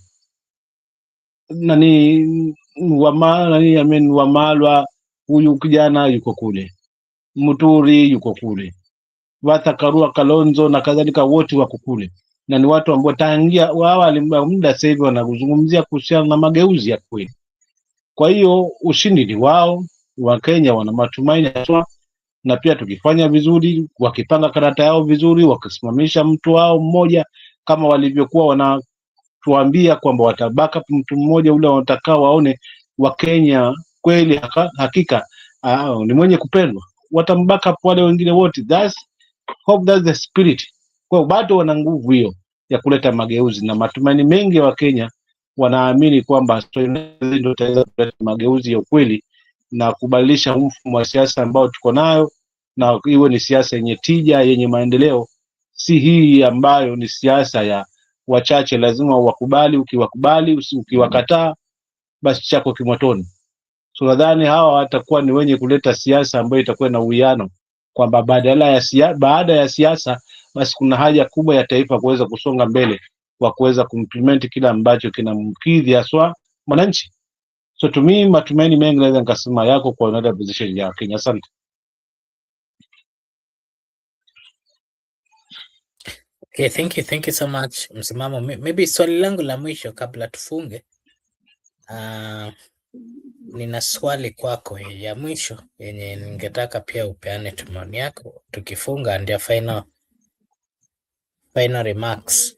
Edwin Sifuna's name is of course buzzing in a political circles, and the youths are watching closely. Whether he joins the united opposition or take a bold step towards the presidency, one thing is clear: Kenya's political future is shifting. The question is, will Sifuna ride this wave or will it fade before 2027? Is Edwin Sifuna the leader Kenya's youth have been waiting for, or just another name in Kenya's political circle? Msimamo, tupe maoni yako on that. And kabla ukuje, naona ndugu rafiki yetu Gudi hapa anasema Kiswahili changu kimebobea, na hivyo basi namwambia ukikaa karibu na weledi kama kina Msimamo hapa, basi Kiswahili chako kitaongezeka na kitaimarika. Good year, I'm quite sure you've not understood that. So nowadays, if the more I keep interacting with a good friend Msimamo, the more my Kiswahili will improve. And very soon, there are high chances that when we be starting to have a conversation with Msimamo, you will not be in a position to hear what he'll be speaking about, because I see I can tell you that in the near future you'll be using some big vocabularies. Anyway, Msimamo, kama ulipata swali lako, tupe maoni yako alafu za mwisho. Asante. Swali lako ni kwamba swali lako nitalijibu kwa kusema hivi. Unajua, kila jambo huanza, lina mwanzo wake. Sifuna nadhani alipoingia haswa kwa ODM na kuwa secretary general wa hicho chama, mengi ameweza kuzungumza kwa niaba ya chama, lakini nafikiri pia baba aliona haswa hii passion iko ndani ya huyu kijana haswa Sifuna, na kimaoni yangu nimefuatilia historia yake, jinsi ambavyo anafanana kiasi kidogo na mjomba wake haswa yule aliyekuwa kiongozi pia na mwenye misimamo. So nafikiri alimenta haswa baba kwamba akaona kwamba huyu kijana yuko na passion fulani ambayo huenda hasa mwisho wa siku ikaweza kuliletea hili taifa tija. Kwa hiyo hii la Sifuna limewashika wengi, limeshajabisha wengi, wakiwemo haswa ule wa upande wa serikali na pia wananchi wengi, kwamba haswa limemtoa katika ngazi alionayo ya useneta hadi ngazi ya urais, ngazi ya viongozi ambao wanaweza leta mabadiliko katika hili taifa. Yaani sasa tusimpigie tu mahesabu na kijana wangu kwamba labda kwa kinyang'anyiro kile cha useneta yuko abavu hapo, na nadhani hili pia Jalamu mwenyewe analo uhakika kwamba yenye mwenye anagombana naye kupingana na yeye pale kuweza kuhakikisha kwamba anachukua haswa hatamu ile ya useneta Nairobi, basi mwangalie ni mtu wa namna gani katika masuala mazima na siasa. So kwa kweli mimi naweza nikasema yuatosha haswa kuleta mageuzi ya kweli, but itategemea haswa vile vita ambavyo vipo baina ya serikali na pia na chama chake ambacho iko nacho, kama vitaweza kupata haswa ya suluhu ya mapema na kuweza kuhakikisha kwamba anaimarika zaidi na kufungamana wale ambao wanania sawa na yeye. Nafasi yake ya kuweza kupata nafasi hii ipo, kwa sababu bado mwaka huu tunao kuweza kutathmini haswa wale ambao wako kwa upande wa opposition, kuweza kuchuja haswa sisi wananchi kwamba nani anafaa zaidi, kwa sababu sisi ndio ambao tutatoa majibu ya kweli kuhusiana na haya, wala si wao. Nadhani pia wameshalielewa wa viongozi wa opposition, ndio maana wanafanya kazi kwa pamoja, kisha mwisho wa siku tuamue sisi wenyewe kama wananchi. So miongoni kwa wale ambao tunawapendekeza, Sifuna hatuwezi muacha nyuma kutokana na jinsi ambavyo ameweza kupull ile crowd na kuweza kuleta sasa tafsira ile ambayo mzee wetu mwenda zake hayati mzee baba Raila Odinga alikuwa nayo ya kuweza kuleta watu kuhemka mhemko wa watu ule. So ameweza kuthibitisha hili, so hatuwezi mbezi tu kwamba ni kiongozi mdogo sasa hivi. Yaani kwa kweli amevuka kabisa katika ngazi aliyokuwa nayo na amefika ngazi sasa hivi za kina Ruto na kina Gachagua na kina Kalonzo kuweza kuwa miongoni kwa wale ambao wanapigiwa pato haswa 2027 kuweza kuleta mageuzi ya kweli. So it's we wananchi tuangalie haswa na tuweze kuwapanga hawa viongozi jinsi gani ambavyo tunajua nani akiwekwa mahali fulani itakuwa sawa, na wawe tayari pia kutusikiza na waachane haswa na migawanyiko ambayo itakuwapo kwamba kuulizana, wewe utaleta watu wangapi, wewe kwa nini ngome hii, sio na maswali mengi. Swali liwe ni moja tu, tunataka kung'oa huu bwana, tulete mageuzi katika hili taifa, kwa sababu huo ndio ugonjwa tuko nao. So kwa kweli mimi nitaweza kusema kwamba Sifuna na babu, lakini vile vile pia babu ana mbavu za kuweza kukiongoza chama cha ODM, na ndio maana kumekuwa na wasiwasi sasa hivi na mvutano kule kwamba mzee wetu Oburu pale anasema jamani, natosha mimi kuongoza chama. Yani ameingia wasiwasi na hili vuguvugu la kina Sifuna haswa na kina Orengo kwamba mbona linapendwa zaidi, kiasi kwamba hawatumii nguvu nyingi sana kuweza kuwaleta watu kama wao, jinsi ambavyo wanakuwa funded kutoka mali fulani na merchandise na kadhalika, lakini mwisho wa siku pia kuhakikisha kwamba wananchi waenda kupiga kura pale kwa kuweza kuwapa 100 ama shilingi ngapi zile kuweza kuwajaza mahali tofauti na hao wengine. So for real, nikimalizia langu la mwisho ni kwamba Wakenya tuwe na fungu letu, tuelewe kwamba hatima la hili taifa liko mikononi mwetu. Kwa hiyo tuendako tuweze kuwa makini haswa kwa ukuhuba huu wa hawa viongozi, ili tupate nafasi ya kuweza kuchagua kiongozi ambaye kwa kweli ataweza kuliletea hili taifa heshima. Na wapo Sifuna ni miongoni mwa wale ambao nawapigia upato. Martha Karua, my party leader, yatosha haswa kuongoza. Matiang'i yatosha kuongoza, Kalonzo yatosha kuongoza, lakini pia tuangalie mwenye upenzi ambaye ataweza kufungamana na kila rika, na katika hilo ni wawili ambao wanafungamana sana katika hili rika la kileo la Gen Z ambalo sasa ni Matiang'i mwenye ameweza kuletwa kutoka Amerika, na huyu chapukizi ambaye ametokea juzi Sifuna, ambaye anapikwa hawa wengine sasa hivi kimtazamo wangu kwa kasi ya ajabu, na kiendeleza hili atakuwa na atapata ile trust kutoka kwa Wakenya ambayo tayari imeanza kujionyesha. So for real, asijiweke tena tu katika local politics, avuke aswa ngazi na asimame aswa katika ngazi ambayo ni ya kitaifa, kwa sababu huenda uongozi huu umemlenga, we never know. Na pengine hili la ODM kusema sisi kama hatutapata power ndani ya hapa tutaipata mahali kwingine, maybe huko kwingine ndio huko kwa kina Sifuna ambako amesimama, na ndio maana ODM imekuwa katika njia panda sasa hivi wakidemand power. If they're not going to get that power from government, they'll have to find it from somewhere else. So I'm asking myself, where ni wapi kwa hiyo sehemu nyingine ambayo wanazungumza yenye ambao wataweza kupata power, if not only kwa kina Sifuna na kwa United Opposition. So that's my take for today, kwamba ajiandae na viongozi pia wajiandae, lakini vile vile wananchi tucheze fungu letu kama sisi kuweza kuwapima haswa kwenye mizani, ili tusiwe na pupa haswa na haraka ya goti, kisha mwisho wa siku kumbe silo ambalo tutafanya kazi. Asante.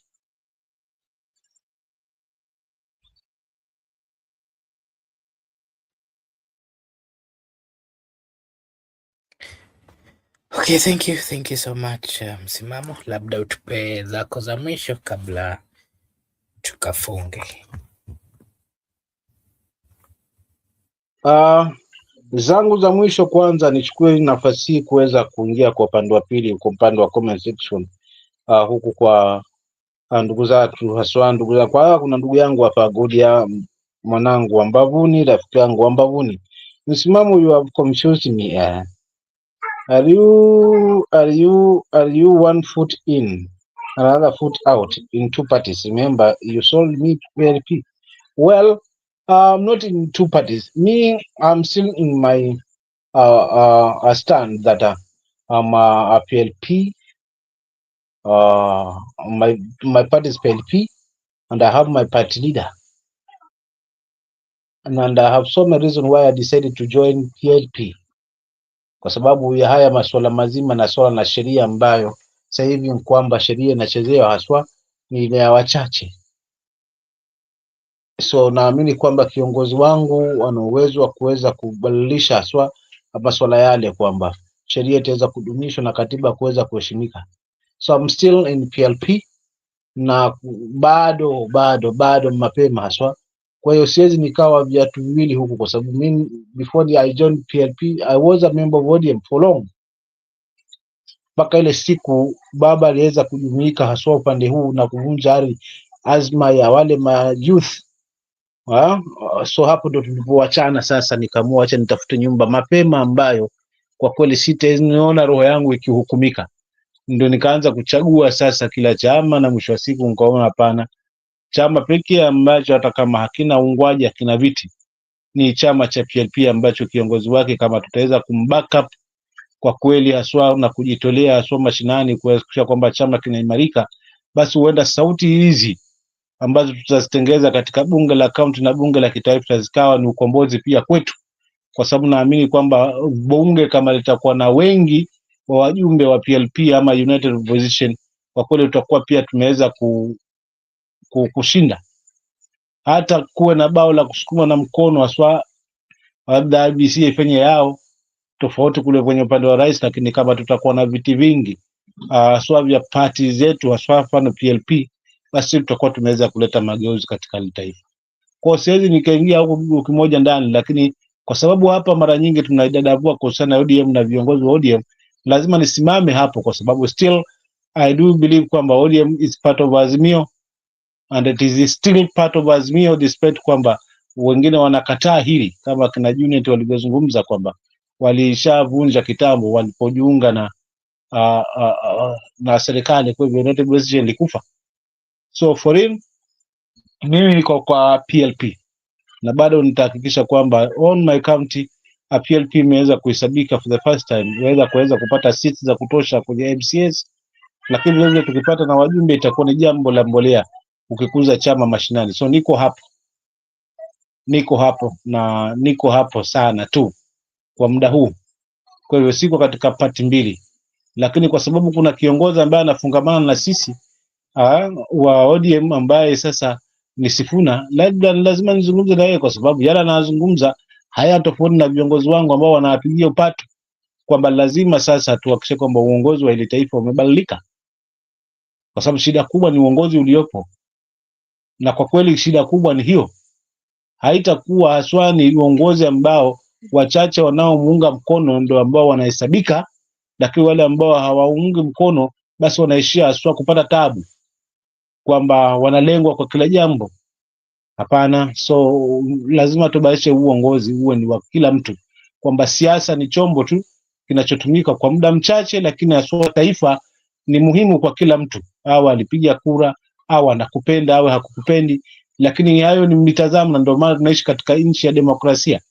lakini mwisho wa siku ukija swala la mambo na nchi, basi halina cha ugavi wala halina cha upendeleo kwamba huyu ananiunga mkono, huyu aniungi mkono. Hiyo ni haki sawa kila mtu kuweza kupata maendeleo, kwa sababu yuko katika ile taifa, ni mwenye kutoa ushuru katika ile taifa, anakatwa sawa sawa tu na mwingine yule ambaye ameweza kusupport. So ikifika swala la maendeleo lisiwe ni jambo la kuangaliana reward, wewe ulini backup, lazima na mimi nikushike mkono, itakuwa sasa tuelekee kusiko. Kwa shida ya hili taifa ni uongozi, na kuibadilisha uongozi ambao utakuwa na tija, basi heshima ya taifa itarudi. Lakini vile vile pia heshima ya kuheshimu rule of law na kuheshimu katiba itarudi, tofauti na sasa hivi kwamba viongozi wanafanya yasiyofaa. Mahakama inaagiza hivi kwa sababu kiongozi ni mkubwa pale katika uongoza na ni waziri, basi anakinzana hatwa na matarajio na mapendekezo ya mahakama. Tumeshuhudia haswa haya mambo si mara moja si mara mbili. For instance, tukiangalia ule vurugu iliyokuwa pale kanisani juzi tu na kina Gashwagwa pale, na wakaexpose kila kitu kwamba askari ni hawa na walitumika ni hawa, lakini up to date hakuna mtu ambaye ameweza kuwajibika katika hili. Tumeshuhudia haswa visa vya vifo vya kiajabu ajabu kama vile ambavyo tumevishuhudia Orengo Gerongo na ule kiongozi wa jeshi haswa, mpaka leo hatujui ni nini kilijiri. Ukiangalia mwisho wa siku nakuta tofauti ya yale ambayo yamejiri, haswa kuna uongo ambao upo. Sasa hivi tumeyashuhudia haya ambayo tunayashuhudia, so it's like whoever anaenda kinyume na hii serikali is in for it. So hatuwezi ishi katika hili na taifa la namna hii, kwamba wengine wanakuta wakiwa kwa power, wao ndio kila kitu, they can decide whatever they can decide because they are government. Government kimtazamo wangu ni ya mwananchi, wala si ya venyenye wala kundi wala watu wala mrengo wala chama, na government ni ya wananchi wote. So isiwe kwamba wale wanakaa katika power ama katika uongozi wanakuta wao ndio serikali, wanaweza amini chochote kile, hata kuliko mahakama wala kuliko chochote kile ambacho kipo, wao wakiamua ndio hivyo hivyo. No. So that's my take for today. Sina mambo mengi ndugu yangu Amak, huo tu ndio ushauri wangu kwamba tufanye fungu letu, tufukuzana uongozi unaotutesa ambao hautupi matumaini mazuri. Sasa hivi ni mwisho hapa ndio unaona kila kitu kinafanyika, kwa sababu watu wanakimbia uchaguzi. Kila jambo ambalo lilikuwa halifanywi sasa hivi litaguswa, kwa sababu ni wakati wa kampeni. Kwa sababu tumeonyeshwa track record fake, wakati miaka mitatu yote watu walikuwa tunaumia na tusaulisha mahali ambayo tumepitia miaka mitatu tangia waingie katika uongozi. So kila saba isitusaulisha kila kitu kinaweza kufanyika, kila ambacho liwaka kufanyika, yote ni kuweza kutrap na kuweza kuteka akili zetu, tuone kwamba tuko safe, kisha tutakuja tujilaumu wenyewe 2027. Kwa hiyo tukifanya mageuzi, tufanye mageuzi ya kweli, tusukume watu mbana. Asante.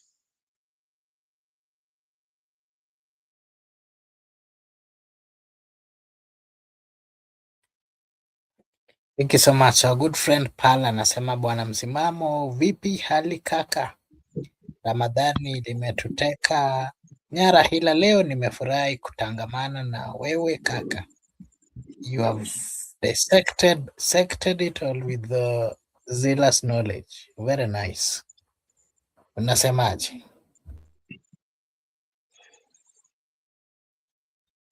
Hata mimi pia niwe miongoni mwa akuweza kumpa haswa hongera zangu, lakini vile vile nimshukuru naye pia kuweza kuniweza kunipa sifa hii. Kwa msimamo vipi kaka? Vipi hadi Ramadhani imeteka nyara, ila leo nimefurahi.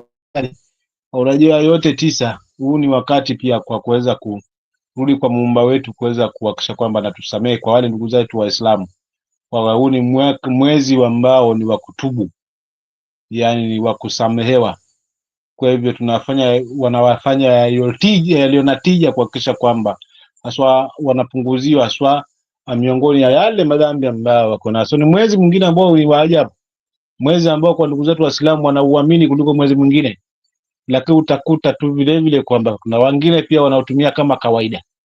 lakini kuna wale ambao wanaotumia haswa kuhakikisha kwamba wanamlilia Mungu wao kwa ajili ya kupata msamaha wa kweli na kuhakikisha kwamba wanapunguziwa dhambi zile na kuhakikisha kwamba wanaanza mwanzo haswa mpya, haswa pindi wamalizapo huu mwezi. So kwa kweli Ramadhani ipo, lakini kama vile vile umepata furaha kwa yale ambayo tunayadadavua, mimi pia nikukushukuru ndugu yangu na kukaribisha papa hapa kwa Brother Benson Media kwamba sisi tunadadavua yalivyo, hatuendi huku wala hatuendi huku, kwa sababu hatubebwi na siasa ya ushabiki hapa. Tunabebwa na siasa ambayo inatia katika hili taifa letu, kwamba ushabiki ni nje sana na mabadiliko. So unaweza bebwa mtu kwa sababu unampenda kwa ushabiki tu, lakini ukiangalia kwamba yale anayofanya sio. Sisi hapa tuangalie huku na huku, tunadadavua alivyo. If United Opposition wakienda makosa, tutawaambia you are doing this for your benefit, not for us. Nani tuko hapa sisi, hatuko kwa kuyumbayumba. We want our country to be fixed, and we are the ones to fix it by choosing all those good leaders whom we maybe tunaweza waona kwamba wanaweza kuwa na tija katika ile taifa. So nikushukuru pia, nimshukuru sana huyu ndugu yangu kwa hongera zake na pongezi zake haswa, lakini pia nimwambie kwamba awe na msendelezo wa kuweza kutuweza kutusikiza vile vile haswa on daily basis, kwa sababu tuko hapa tunajadili alivyo, wala hatuangalie huku wala huku. Sisi asante.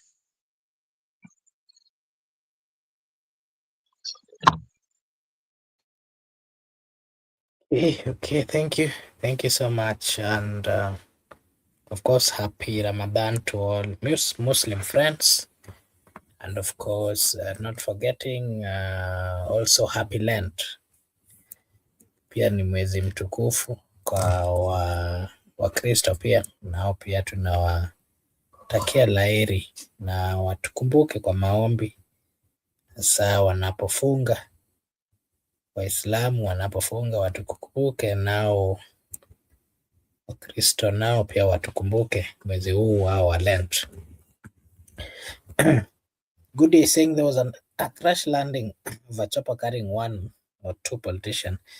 Yes, that was the I don't know whether you're talking about the exact one that killed the member of parliament of Emuru Deke, that is Honorable Ngeno, who was killed the other day. Ama kuna ingine tena? Kuna nyingine Lilan by bad luck ilikuwa imebeba si ni viongozi 5 si wangapi wa kubwa soka na ikaland pasipo kutegemea kwamba ilikuwa Lilan. Sio hiyo pia nayo leo kidogo ingetuongezea ajali ya pili siku ya leo, kwa sababu ilishuka swa ikatua bila hata kutegemea kuweza kunusuru wale waliokuwa pale ndani. So leo pia tungekuwa na hiyo, sio kama ulifuatilia Mark. Oh, sija nini, nimekuwa busy leo, sijaona hiyo jameni. Oh, that is so bad. But again, I think the weather is not so good, and that might be the issue why we are having that consistency in that. But again, we just request brothers and sisters, and especially those who use the flight, that they be careful, and ASA, the pilots, because during this rainy season, there's much of problems that we've been witnessing, of course, starting from the bad weather that is causing a lot of problems on the skies. So we hope for the best. I didn't see that. I'm so sorry sorry I didn't see that. So I wouldn't really want to give my views on that, especially because I didn't see. Yeah, so I think tutamaliza hivyo, ama msimamo uko na za mwisho tena? Unajua mimi ndugu yangu yani nashindwa kwa kumalizia, kwa sababu bado na ari ya kutaka kuendelea kuyadadavua ni mengi, lakini kwa sababu tuko hapa kuweza kudadavua kwa kiasi ili tuweke nafasi ya kesho, basi tunaweza funga naweza funga, lakini tu langu ni kuwakumbusha, mimi niko tu kwa wananchi, sisi wananchi, sisi ndio ambao tunatumika haswa vibaya. Sisi ndio ambao tunaongoza kwa upande wa gunzi, maana ni gunzi ni miongoni wetu haswa sisi wananchi. Kwa tusio tu wenye kuangalia tonge la mkononi, jamani, halishibishi. Mark na ndugu zangu Gudia na wale wengine, tonge la mkononi halishibishi. So pindi mwanasiasa atanipa 1,000 kwenda kufanya yasiyofaa, kuharibu mkutano wenye tija wa mtu mwingine, itakuwa halileti shangwe. Au kuenda kujaza umati uonekane mkutano umejaa, lakini umelipiwa fea, ukirudi nyumbani jioni una shilingi 100 tu, huko ni kuchezewa akili na ni kuonyesha kweli hakika tulipo katika taifa letu basi ni pabaya. Yaani kwamba njaa zetu tuweze kuzimiliki ili tusitumike tena haswa kama kanga wenye chongo tukafukulia wenye macho daima. This time around tuungane haswa vizuri, yaani tusiwekwe kama nyoka kwamba ni wakali. Tukiamua wananchi kweli tunaweza fanya mabadiliko, lakini kwa sababu tumejaiwa kimafungu, kila mtu na yake, basi tumefanya kama vile vile nyoka. Ni wakali kweli, kutakaye mkuta ni mmoja, uwezi wapata nyoka 10 kwa pamoja tu wakikufuata maki. Licha wewe mimi pia siwezi simama kama msimamo wanifuate watatu kwa spidi na wananiandama, lazima nitafute sehemu nyingine haswa ya kuweza kujinusuru. Lakini kwa sababu ni mmoja, basi naweza bambanya nikatafuta kwenye kichwa nikamgonga, na ndivyo ambavyo tunafanywa haswa na wajanja wa siasa ambao hawajiamini kwa kile ambacho wanakifanya haswa katika hili taifa, kwa sababu kiongozi ambaye anajiamini basi anajinadi. Najua chema siku zote ama kizuri hujiuza na kibaya hujitembeza. So unakuta hao wengine sasa hivi wanajitembeza tu, wakiona huyu jamaa katoka kidogo na mashiko, basi roho yake inakuwa mkononi mtu ambaye analengwa yote kwa ajili ya sisi wananchi tena ambao tutaweza kutumika tena kusapoti yasiyofaa kutokana na njaa zetu ambazo tuko nazo na shida ambazo tuko nazo. So hizi ni shida ambazo zimepangwa ili tupate kugawiwa haswa kimafungu. Kwa hivyo hatima ya hili taifa liko mikononi mwetu, na tusifanye makosa hata kidogo, kuenda kudisrupt mkutano, kuenda kumdhuru mwingine kwa ajili ya siasa ambayo ni ushabiki tu, ama kwa ajili ya njaa zetu kwa kijitonge cha mkononi. Wote this time around tuungane, tuhakikishe kwamba tunautafuta kwenye mvule. Kwenye mvule ni ule ambao utahakikisha kwamba katiba inaheshimika na viongozi wanafanya yenye tija kwa ajili ya taifa. Bwana, wanaamini kwamba waajiri wao ni sisi, tumewaajiri kwenda kule kutu represent na kutuwakilisha, kuanzia kwa rais mpaka kwa MCA. So lazima tutengeneze hiyo daraja na hiyo heshima. Mwaka si mwingine, mwaka ni huu ambao tutaweza kumalizana na hiyo shida, ili mwananchi haswa asikike kama vile ambavyo katiba yetu imetupa huo mwongozo kwamba hatima ya hili taifa basi iko mikononi mwa mwananchi. Tunasafaa tuiregeshe hiyo nguvu na tuweze kuondoana na hawa wanasiasa wachache ambao wanakaa kwenye meza kila uchao wakipanga ni jinsi gani ambavyo wataweza kubaki katika mamlaka kwa kuficha yale ambayo wanafanya haswa kinyume katika ile taifa. Asante, mimi nitafunga kwa hapa. Asante.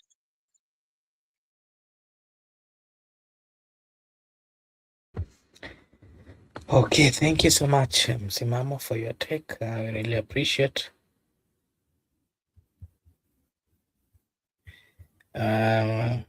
Snakes following. Okay. Presidential debate, William and Sifuna. Okay, thank you. Yeah, so let me take this opportunity to appreciate everyone who joined, and just remind you that this is Brother Benson Media. Over here, we do say that your opinion counts. If you are watching us for the first time, kindly just like and subscribe, because if you do so, it is a way of supporting us. Na sisi hapa tutasema ni asante. Allow me to recognize the presence of the Maestro Mary Omondi, Mike Onyango, Shaima as well at the comment section. Good year, thank you so much. Pal, thank you so much. We really appreciate. I don't know how to pronounce that. Is it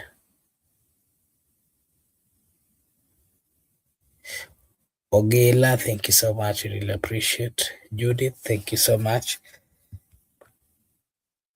I also saw Eric, not forgetting, thank you so much. We really appreciate, and everyone who joined us. We appreciate so much your time, of course, you being with us, and of course, we not forgetting Brother Miguda who was here with us, Msimamo, and as well everyone who liked and of course subscribed. We really appreciate. This is Brother Benson Media, and over here we do say that your opinion counts. If you are new to this channel, kindly like and subscribe, because if you do so, it is a way of supporting us, na sisi hapa tutasema ni asante. Yeah, so just like what we've given a vision today, we were just speaking about Sifuna and his rise politically and what that means. And if you'll be watching later, kindly just find time to go through it. It was a nice conversation. Of course, hearing different views from Miguda, Msimamo, and everyone in the comment section. Really appreciate. I want to take this opportunity to wish you all, of course, a blessed night, a blessed morning, a blessed afternoon, a blessed evening from wherever you're watching us from. We really appreciate your time, and of course, especially those who commented, who gave us their views at the comment section. We don't take it for granted, and we pray that may God bless you wherever you are. Of course, to our Muslim brothers, we wish them all the best. They're having their holy month of Ramadan, and of course, the Christian friends, brothers and sisters as well, happy Lent. And of course, we should maintain praying for one another. I want to take this opportunity to wish you all well until we see each other tomorrow. Bye bye for today.